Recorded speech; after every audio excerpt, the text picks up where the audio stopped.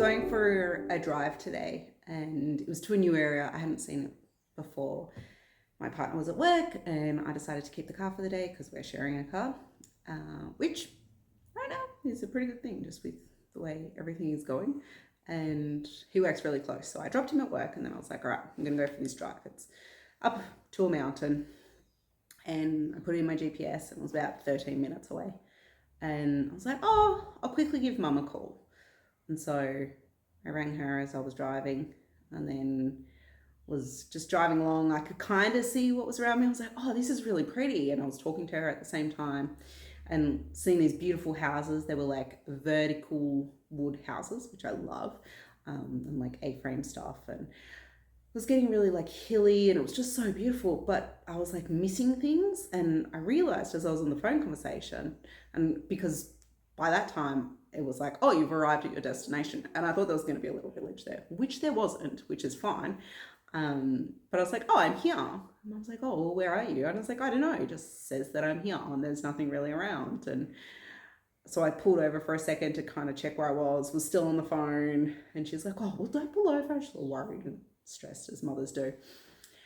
And I was saying to myself in the back of my head, I was like, I just want to hang up from the phone. I probably shouldn't have called her and I just want to focus on what I'm doing and explore around me. And she's like, oh, well, just go home then. You're done. And I was like, oh, I don't really want to go home. And anyway, I ended the phone conversation. Well, I kept driving the other way and I was like, oh, it's kind of a windy dirt road going up a mountain. She's like, turn around, it's not safe. And I was like, why am I on this phone conversation? Honestly, I just wanted to go for a drive. So I hung up the phone and was driving back and I was just like, I missed so much of the scenery around me. I even like had an idea that I was going to go for a walk or something. I don't have a lot of energy today, so I probably wasn't going to, but I just wanted to explore and I didn't want to go too far. Just wanted to have a low-key adventure. And I was thinking about it later on today and I was like, I shouldn't have taken the phone call. I shouldn't have made the phone call while I was driving because my sole purpose was to just go for a drive and see someone new that I hadn't seen.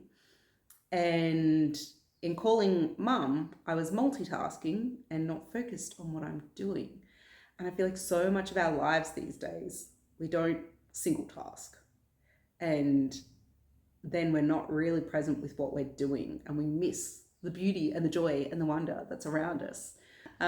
Years ago, I made a commitment to myself that I wasn't going to listen to anything on walks anymore. I realized that I was just absorbing so much information constantly and I wasn't really seeing what was around me. And I'm like, well, what am I actually missing in this moment? And I think I'd actually listened to something that was like, your best ideas come in like the shower when you're not doing anything else, or when you're out walking and you're not listening to music and you're not listening to a podcast. And so I stopped doing that and I just was able to enjoy the environment so much more. This is when I was living on the coast in Western Australia and I walk along the coast every night and I started just looking at the people walking past me and smiling and interacting with people, and I made friends that way, like people that were just walking past me that I'd see every day, and then we'd end up having a chat. And I think when you have headphones on and you're listening to things, not only are you not seeing what's around you, but other people aren't seeing you because you're putting up this wall of being like, don't talk to me, I don't want to go near you. And I think you miss something in that. Like I know a lot of people want that, even I want that a lot of the time, that's why I have a book, but you miss connection with other people. And I guess you don't really know what you're missing because you don't give yourself that opportunity. And back onto single tasking. Another area I noticed this was when we first moved into this house 6-7 weeks ago. I was so excited because it had a bath and I could take baths all the time, and I haven't had a bath in my house for so many years. And it was just a very exciting moment to be like, yes, I can finally bath again. So I'd started having a bath every night. And I realized after probably a month, I think, because it was only about 2 or 3 weeks ago that I stopped doing it, I think. But I was taking a book in there with me every night into the bath, and I was taking my phone in there with me. So I'd catch up on people's voice messages, or I'd voice message people back, or I'd even have a phone call. And I was reading my book and just constantly again, absorbing information. And I was like, how does my brain ever have a moment to just switch off? Like if I'm constantly, even though I'm reading fiction and stuff, which is kind of an escape, why do I need to be doing it in the bath? Like the thing that I'm doing is bathing. What if I was to just sit in the bath and enjoy the bath for what it is? And I was like, all right, setting myself a new challenge. I like to set myself lots of challenges. I've done a lot of these throughout my life. Did a whole year of not watching anything that was like Netflix or Stan or anything, unless, I think the exception was if I was on holidays, I could watch a movie or something, and I could watch YouTube videos that were like informative and stuff, but couldn't watch anything else for a whole year. It was good. So my new challenge was to not take anything in the bath with me. And I have like an hour-long bath. And so the first night I was like, all right, I'm going to do this. I'm not going to take my book in with me. I'm not going to take my phone in with me. I can take my cacao or something. And I'm just going to have a bath and enjoy the bath. And in my head, I started to be like, well, maybe I don't want a bath today. Maybe I'm just not going to have a bath tonight. Maybe I don't really want one. Because there was so much resistance to going in the bath without a distraction. Because that's what it is, really. When we're multitasking, we're just distracting ourselves from whatever it is that we're doing.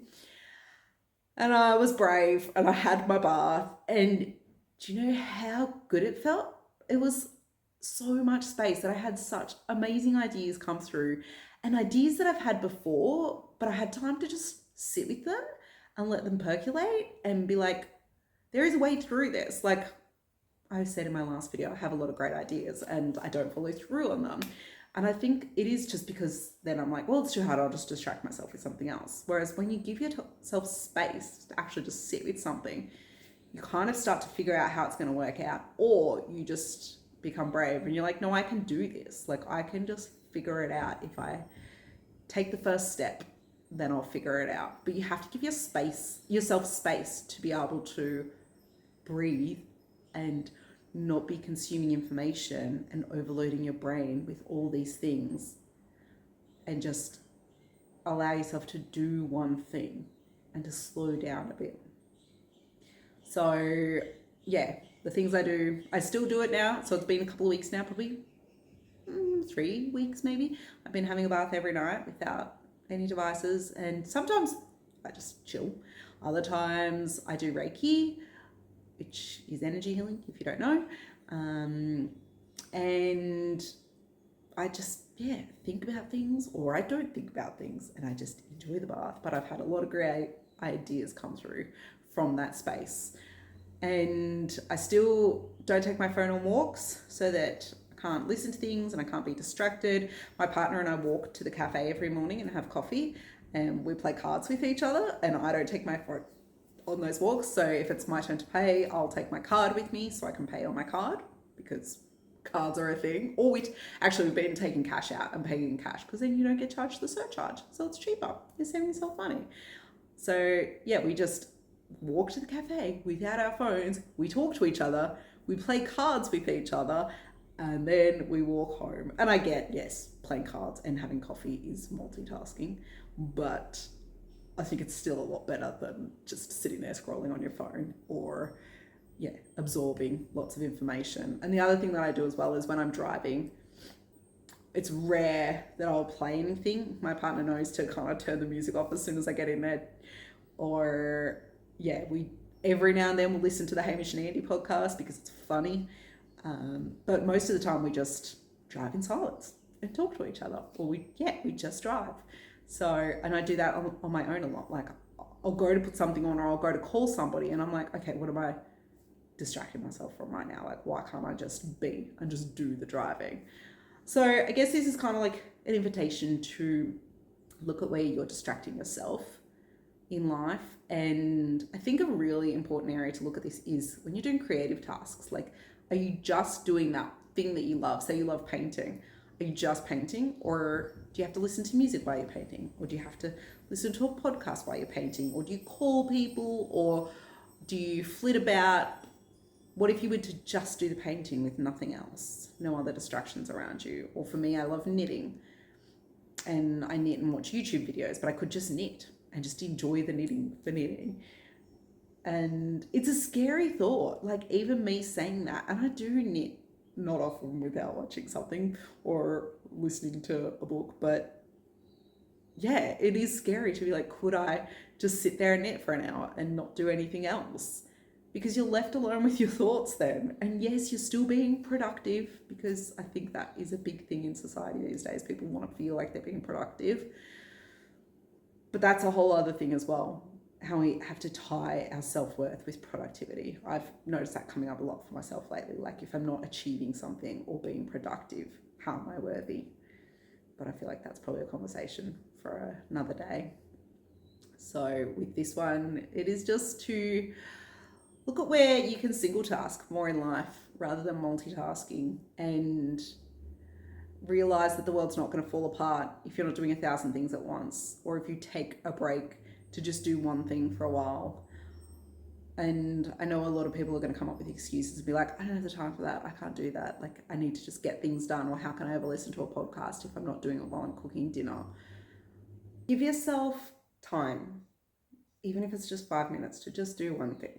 Just listen to the podcast, or just focus on cooking dinner, or find things, just find moments in life where you are multitasking, and see how things change if you're just doing the one thing and giving yourself more space. Maybe it does mean that you just listen to things less, and that may not necessarily be a bad thing, because if you're absorbing less information, your brain has room to come up with its own great ideas as well. And I'm sure you've learned a lot in your life already, and you'll still have time to learn more, but you might come up with your own ideas. So I think we'll leave it there for this week. Thanks for being here, and I'll see you again soon. Bye.